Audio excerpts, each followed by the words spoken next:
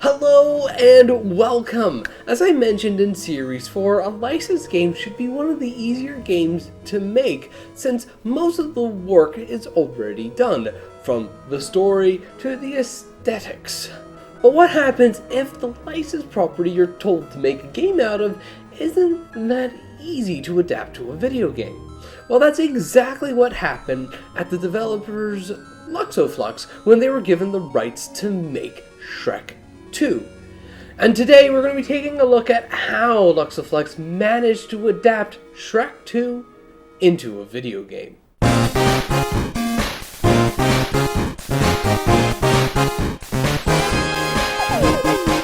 Today's video is sponsored by us at the 16-Bit Store. Organize and display your games and systems with our 3D printed display stands. They are designed and printed by us to fit your games and systems comfortably so they can be displayed beautifully. They're available now at the 16-Bit Store, so if you're interested, why not check them out from the links in the description. First things first, why is Shrek 2 a difficult film to adapt to a video game? Well, I feel the simple answer is the premise of the film. Shrek 2 at its heart is a love story with themes of change and acceptance, which works well on the big screen, and it makes a very entertaining movie. But it's surprisingly difficult to adapt a love story into the more action-oriented genre of video games.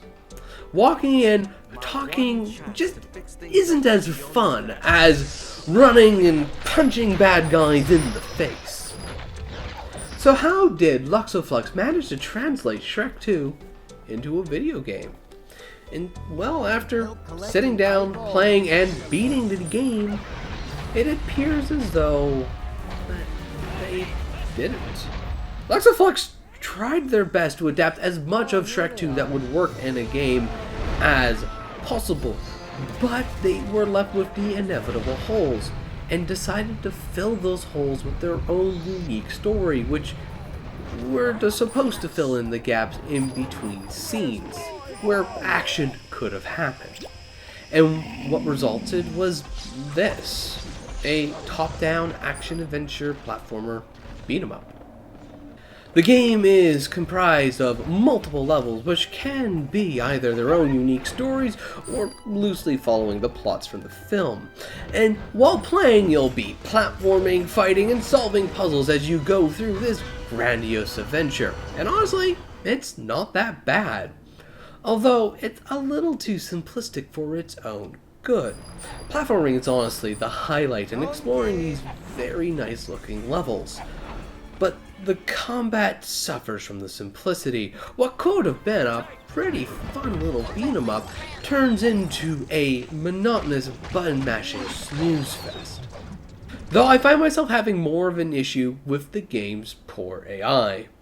I find it's easiest to see with the enemies, as they're extraordinarily dumb and can be a bit of a pushover. But this sadly also applies to your AI compadres. They're very dumb as well.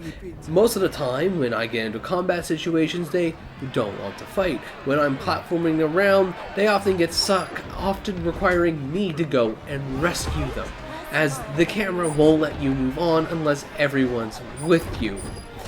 More often than not, I find the AI a bit of a hindrance rather than being helpful.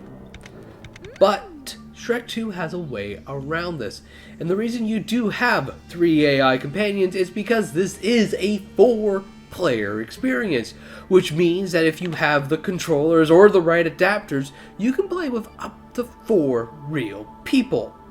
So, in theory, if you can get someone else to play with you, the game should be better. So, Alex, wanna play? Yeah, no thanks. What do you mean, no thanks? It looks awful! Okay, you know what? I promise the game plays better than it actually looks. Just, come on. Alright. In the brief period of time I was able to play with a real person, it did improve the game tremendously. And I'm going to guess that with 4 people, it should be an absolute blast to play.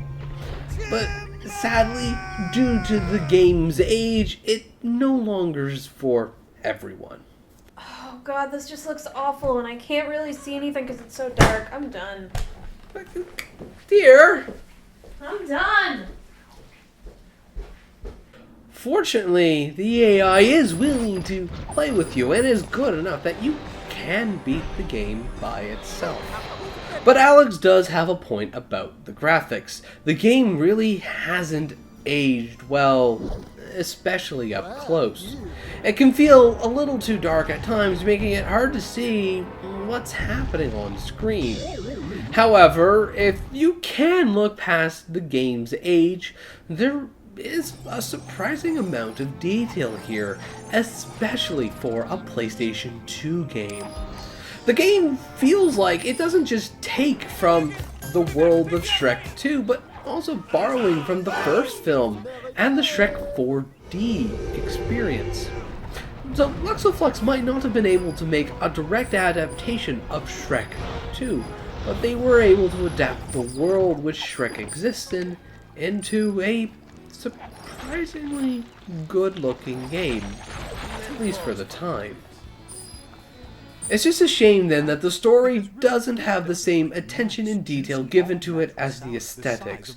The writing is just all over the place, sometimes being good, other times being so off character that I'm questioned that if the writer of this game had even seen the finished film. Which might actually be the case, since much like the SpongeBob SquarePants movie games, Shrek 2 was developed and released before the film even did its debut. And as a result, Shrek 2 isn't a very good licensed game, though it does do a better job trying to keep to the plot of the film than some other licensed games that I have played before. So, is that enough not to recommend Shrek 2? Well, as an adaptation of the film, I feel that Luxoflux did the best they could have in the restrictive environment which they found themselves in, and made the best possible game that they could have. For what it is, Shrek 2 is an okay video game adaptation of the film. But as a game by itself, I feel it's a little too simplistic and a bit dated to be recommending to absolutely everyone. This game is perfect to give to a younger gamer or fans of the movie, but for older gamers or those who have more experience with games, there are better games on the market, especially licensed titles. But anyways, thank you ever so much for watching. Hope you have yourself a good day, and as always, take care. And don't forget to vote this Friday for what games you want to see us review for the 16-bit Viewers Special. The poll will be available on this channel's community tab. Links will be provided below.